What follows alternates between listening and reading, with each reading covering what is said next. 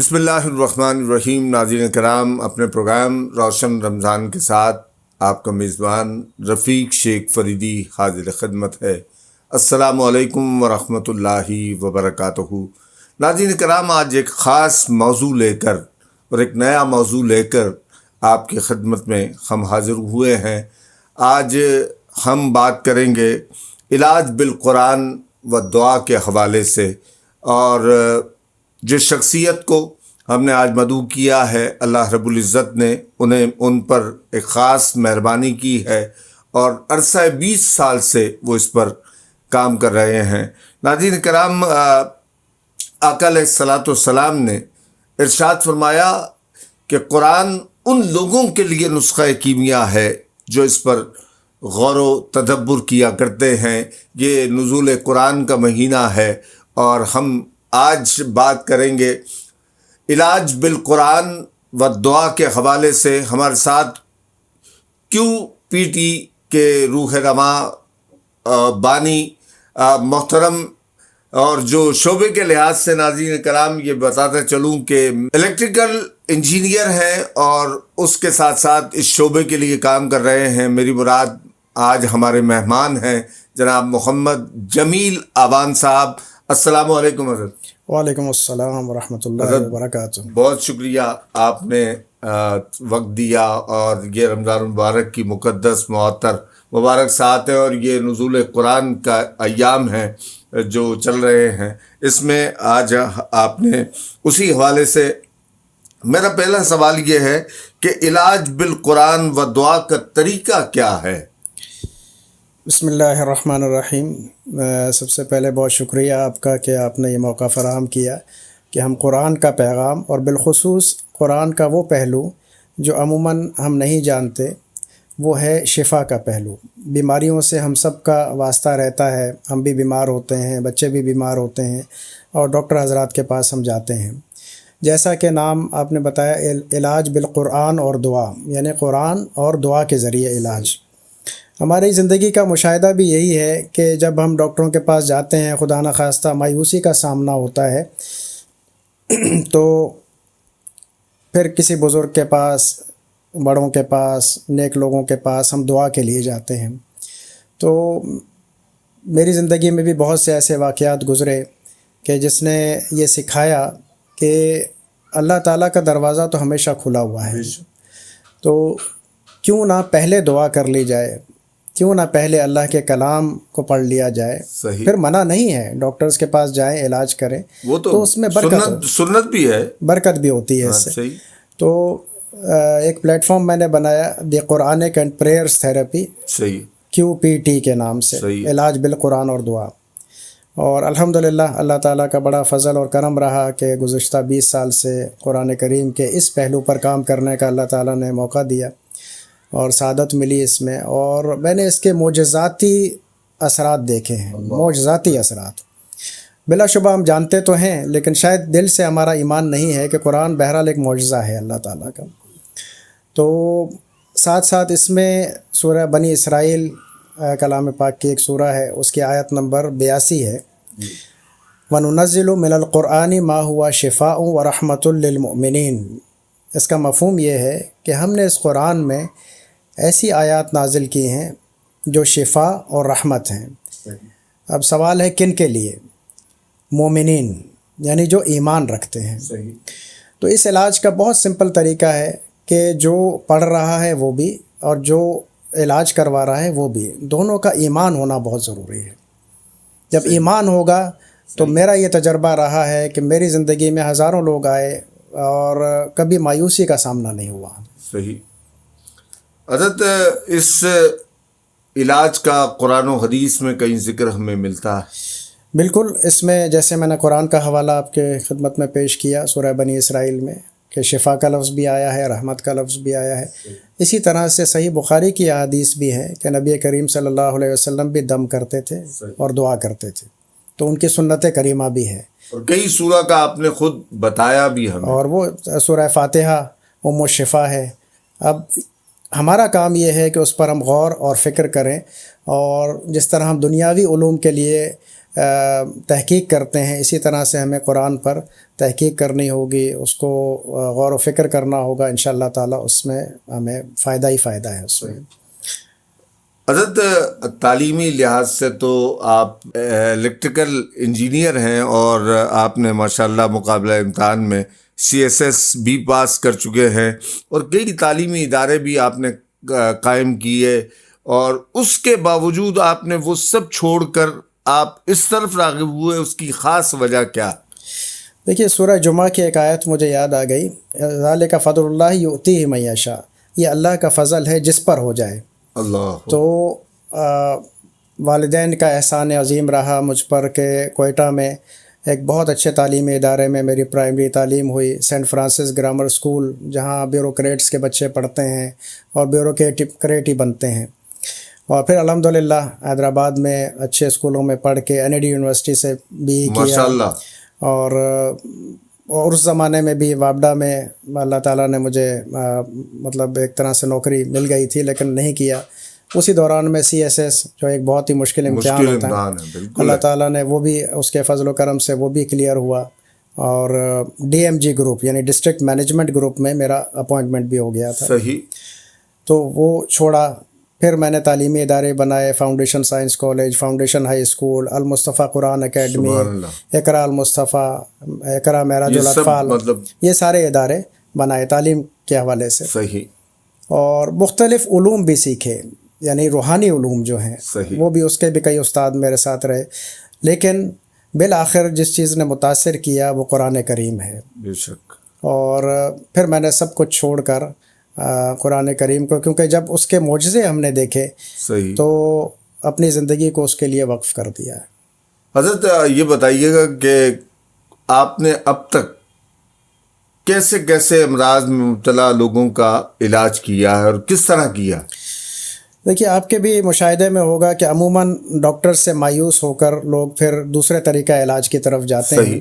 تو ہمارے پاس بھی ایسے ہی لوگ آتے تھے جو لا علاج ہو جاتے ہیں، یعنی کینسر ہے تو ڈاکٹروں نے جواب دے دیا، خدا نخواستہ کوئی اسپائنل ڈس آرڈرز ہیں جس کو ریڑھ کی ہڈی کے معاملات کہتے ہیں، مورے کے مسئلے ہوتے ہیں، اسی طرح سے نیورولوجیکل ڈس آرڈرز ہوتے ہیں، نیورو پرابلمز ہوتے ہیں، اسی طرح سے انفرٹیلیٹی یعنی بے اولادی کا معاملہ ہے، یہ بھی تمام ٹیسٹ صحیح ہو جاتے ہیں، مطلب ڈاکٹرز کہتے ہیں سب کچھ ٹھیک ہے، ہاں، تو اب حکم ربی، ہاں، تو اس کے لیے اللہ تعالیٰ نے قرآن کریم، اللہ اکبر، یہ تو بہت اہم پہلو ہے، بہت ساری مائیں ہمیں دیکھ رہی ہوں گی، یقیناً بہت سارے لوگ اس حوالے سے کہ ان کی ابھی تک گود شادیوں کو کئی سال گزر چکے ہیں، لیکن اس حوالے سے بالکل صحیح ہے۔ تو وہ انہوں نے اپنے جو اویلیبل ٹریٹمنٹ ہے سب کرا کے بیچارے آتے ہیں، جو IVI ہے، IUI ہے، یہ سارے جو ٹریٹمنٹ کیے جاتے ہیں، تو وہ مایوس ہو کے پھر آتے ہیں، اور الحمدللہ اللہ تعالیٰ نے اپنے رحمت کے صدقے ان کو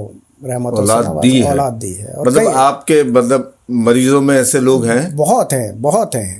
اچھا، بہت ہیں ماشاءاللہ۔ یہ تو میں نے کہا نا، جو میں نے اپنی سب کچھ چھوڑ کر جو اس طرف میں آیا ہوں تو کوئی وجہ ہی ہے اس کی نا۔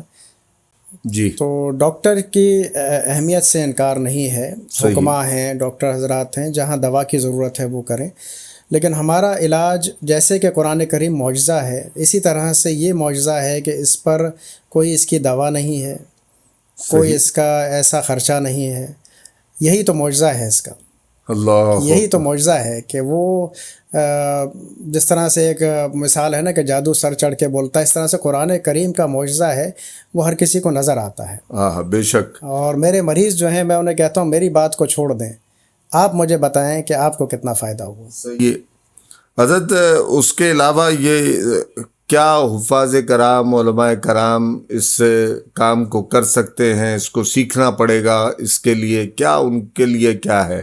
کیونکہ ان کے سینے میں تو قرآن موجود ہے، کیا وہ علاج کر سکتے ہیں یا اس کو باقاعدہ ان کو سیکھنا پڑے گا؟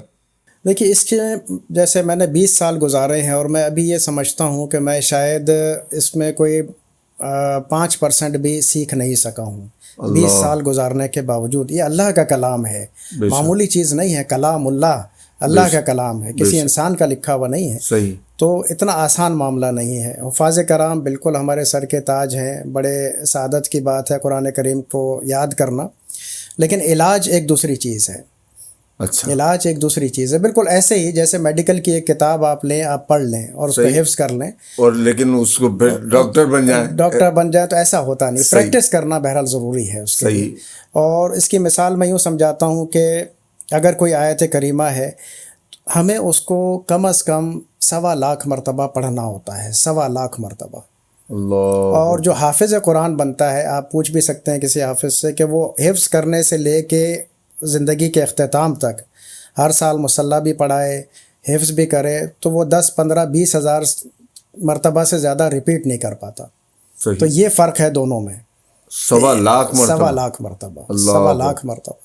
تو اس کے اندر اللہ تعالیٰ وہ ایک پاور پیدا کر دیتے ہیں جو شفا کا ہوتا ہے. صحیح.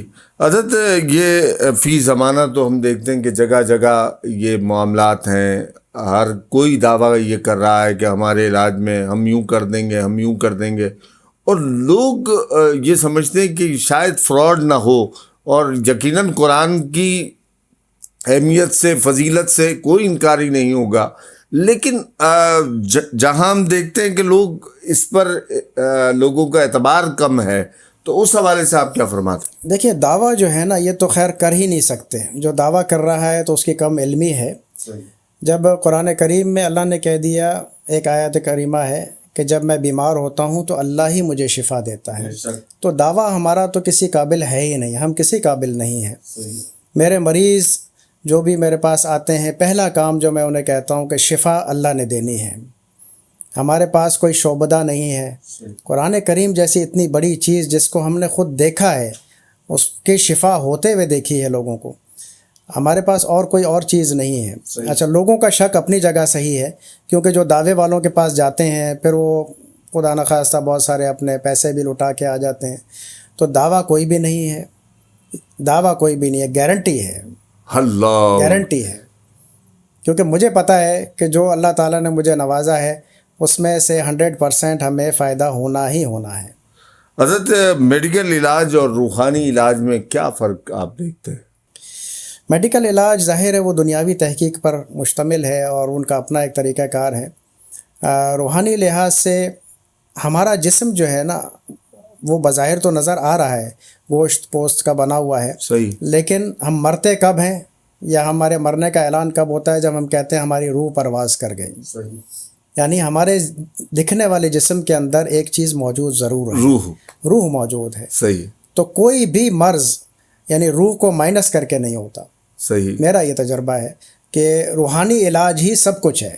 جب تک آپ کی روح صحیح نہیں ہوگی، آپ کا جسم جو ہے وہ صحیح ٹھیک نہیں ہو سکتا. حضرت یہ جنات کے اثرات اور اس کے علاج کے حوالے سے کیا کہتے ہیں، کیا موقف ہے؟ دیکھیے جنات بالکل ہیں، قرآن کریم میں ہے جنات اللہ کی مخلوق ہیں، بالکل ہیں. لیکن میرا یہ طریقہ کبھی بھی نہیں رہا کہ جیسے عموماً لوگ ایک روایتی انداز سے حاضری کر رہے ہوتے ہیں. اور شریعت کی پابندی بہت ضروری ہے. کسی کی بہن بیٹی آپ کے پاس آئی ہے، آپ اس کی حاضری کر رہے ہیں، اس کا دوپٹہ اتر رہا ہے، وہ چیخ رہی ہے، چلا رہی ہے، اس کی حالت غیر ہو رہی ہے، تو یہ شریعت اس کو الاؤ نہیں کرتی. اچھا، آپ کے یہاں ایسا نہیں ہوتا؟ ہاں، ہمارے یہاں دیکھیں پوری دنیا میں جنگ کے بعد کیا ہوتا ہے؟ مصالحت ہوتی ہے. تو میرا طریقہ یہ ہے کہ ہم کوئی ایسا جلانے والا کام، اول تو جنوں کو جلا کوئی نہیں سکتا کیونکہ وہ تو خود آگ سے بنے ہیں. جب کوئی یہ کہتا ہے کہ ہم نے جن کو جلا دیا، تو یہ تو بات ہی اپنی جگہ پہ بنیادی طور پہ غلط ہو جاتی ہے. تو ہمارا کام یہ ہوتا ہے کہ ہم اس سے مصالحت کریں، دوستی کریں. کہ کس کو تنگ نہ کرو، اللہ کی مخلوق ہے، اللہ کا بندہ ہے، اس کے ساتھ، تاکہ اس کو ایک کمپرومائز جب ہو جاتا ہے تو پھر وہ اس طرح کے معاملات نہیں ہو. تو یہ تو اس وقت ہمارے یہاں تو ہر دوسرا آدمی یہ اس مسئلے میں ہے، اور خواتین کو بالخصوص یہ مرض لاحق ہے. تو اس حوالے سے مطلب کیا مطلب آپ سے رابطہ کس طرح کیا جائے، اور آپ کا ایڈریس، لوگ اگر ہمارا پروگرام دیکھ رہے ہیں تو اس کے توسط سے آپ سے ملاقات کا طریقہ اور وقت کیا ہے؟ دیکھیے میرا کوئی اس ظاہر کمرشل اس میں کام ہے نہیں، نہ کوئی اس طرح کا ہاسپٹل ہے، نہ کوئی کلینک ہے، نہ کوئی جس طرح آستانے ہوتے ہیں اس طرح کا کوئی چیز نہیں ہے. میں اپنے پیشنٹ سے ٹائم دے کے ملتا ہوں، جو بھی اللہ تعالیٰ نے وقت دیا ہے اور جس کے نصیب میں ہے. تو وہ ظاہر موبائل کے تھرو رابطہ ہوتا ہے، اور پھر جو وقت میرے پاس ہوتا ہے میں ان کو پوری توجہ کے ساتھ، کوئی مجمع نہیں ہے، کوئی رش نہیں ہے، کوئی پیشنٹ آئے گا تو وہ اکیلا آئے گا، اور وہ جب تک کہ مطمئن نہیں ہو جائے گا، چاہے اس کے لیے 10 منٹ لگیں، آدھا گھنٹہ لگے، 1 گھنٹہ لگے، مطلب اس کو مطمئن کر کے آپ بھیجتے ہیں؟ اس کو بالکل، جب تک کہ وہ 50 سوال مجھ سے کرے، 50 باتیں پوچھے، اپنے جو بھی اس کی تکالیف ہیں بیان کریں، اور جو مجھے ڈائگنوز کرنا ہے وہ میں کروں گا اپنے لحاظ سے۔ تو مجمع والا کام میرے پاس نہیں ہے، جو لوگ آج کل ہوتا ہے کہ 1000 کا مجمع لگا ہوا ہے۔ یہ کیسے ممکن ہے کہ ایک ڈاکٹر جو ہے 1000 لوگوں کو ایک ہی وقت میں صحیح کر دے؟ یہ ہو نہیں سکتا۔ وہ تو اب دنیا کما رہا ہے حضرت، وہ تو اس نے دکان لگائی ہوئی ہے، بس اب یہ تو ہر آدمی کی ایک دکان ہے یہاں، تو اپنا اپنا معاملہ ہے، لیکن ہماری کوئی نہ دکان ہے نہ کوئی آستانہ ہے۔ بس بعض اوقات میں خود اس نیت سے کہ عیادت کرنے پر جتنا اجر و ثواب ہے ایک مسلمان کا، صحیح، تو میں خود اپنے مریضوں کے پاس خود بھی چلا جاتا ہوں ان کے پوچھنے کے لیے، اپنا پیٹرول جلا کے، اپنا وقت لگا کر، کہ مجھے جو جزا اللہ سے لینی ہے، بندے سے کچھ نہیں لینا۔ صحیح۔ حضرت اپنا رابطہ نمبر ذرا بتائیے گا۔ 0300 167 6692۔ دوبارہ ریپیٹ کر دیں۔ 0300 167 6692۔ ناظرین کرام، اس نمبر پر آپ ان سے محمد جمیل آوان صاحب ان سے رابطہ کر سکتے ہیں، اور اپنی جو بھی پریشانی ہے، جو بھی آپ کو بیماری لاحق ہے، اس حوالے سے آپ ان سے رابطہ کر سکتے ہیں۔ اور سب سے بڑی بات یہ، مجھے آج خوشی ہوئی جمیل آوان صاحب کے منہ سے یہ بات میں نے سنی کہ بے اولادگی جن کے یہاں اولاد نرینہ نہیں ہیں، کسی کا بیٹی نہیں ہے، کسی کا بیٹا نہیں ہے، اور شادی کو ایک عرصہ گزر چکا ہے، وہ بھی حضرات ان سے رابطہ کر سکتے ہیں۔ اول جو جنات کا اثرات خواتین پر، مرد حضرات پر جو بھی ہے، وہ بھی ان سے رابطہ کر سکتے ہیں۔ ناظرین کرام، یہ خوبصورت موضوع ہم نے آج منتخب کیا تھا، اور قرآن کے نزول کا یہ مہینہ ہے۔ اللہ رب العزت سے دعا کرتا ہوں، اور آخر میں محمد جمیل آوان صاحب سے دعا کی درخواست کروں گا، اسی پہ ہمارا پروگرام وائنڈ اپ ہوگا۔ اسی کے ساتھ اگلے پروگرام تک کے لیے اپنے میزبان رفیق شیخ فریدی کو اجازت دیجیے۔ اللہ نگہبان۔ دعا کے لیے الحمدللہ رب العالمین، والعاقبۃ للمتقین، والصلاة والسلام علی رسولہ محمد وعلی آلہ واصحابہ اجمعین۔ یا اللہ یا رحمان یا رحیم یا کریم یا اکرم الاکرمین یا اجود الاجودین یا بدیع السماوات والارض یا حی یا قیوم یا ذا الجلال والاکرام یا ارحم الراحمین و یا رب العالمین۔ یا اللہ کریم، تیری بارگاہ میں ہاتھ اٹھا کر بیٹھے ہیں۔ یا اللہ، تجھے دعا مانگنا سب سے زیادہ پسند ہے۔ یا اللہ، تو اپنے بندوں پر بہت مہربان ہے۔ یا اللہ، ہم سب کی حاجات پوری فرما دے۔ یا اللہ، ہم پر سے آفات و بلیات کو ٹال دے۔ یا اللہ، جو بیمار ہیں انہیں شفاء کاملہ عاجلہ عطا فرما دے۔ یا اللہ، جو پریشان حال ہیں ان کی پریشانیوں کو دور فرما دے۔ یا اللہ، ہم سب کو اپنا بنا لے۔ یا اللہ، ہم سب کو اپنا بنا لے۔ یا ارحم الراحمین، اپنے سوا کسی کا محتاج نہ کرنا۔ یا اللہ، اپنے در کا سوالی، اپنے در کا بھکاری رکھنا۔ یا ارحم الراحمین، ہم سب کو ایمان کامل عطا فرما دے، ہم سب کو یقین صادق عطا فرما دے۔ یا اللہ، ہم سب کا خاتمہ بالخیر فرما دینا۔ یا ارحم الراحمین، ہمارے والدین کی کلی بخشش اور مغفرت فرما دے، انہیں جنت الفردوس کی اعلیٰ سے اعلیٰ مقام عطا فرما دے۔ یا ارحم الراحمین، اس وقت جو ہاتھ اٹھا کے بیٹھا ہے، یا اللہ، سب کی دل کی مرادیں، آرزویں، تمنائیں پوری فرما دے۔ اللہم ربنا آتنا فی الدنیا حسنہ وفی الآخرۃ حسنہ وقنا عذاب النار۔ آمین۔ اللہم اغفر لنا ولاخواننا الذین سبقونا بالایمان ولا تجعل فی قلوبنا غلا للذین آمنوا ربنا انک رؤوف رحیم۔ ربنا تقبل منا انک انت السمیع العلیم وتب علینا انک انت التواب الرحیم۔ وصلی اللہ تعالی علی خیر خلقہ محمد وعلی آلہ واصحابہ وازواجہ وذریاتہ واہل بیتہ اجمعین۔ سبحان ربک رب العزۃ عما یصفون وسلام علی المرسلین والحمد للہ رب العالمین۔ آمین آمین آمین برحمتک یا ارحم الراحمین۔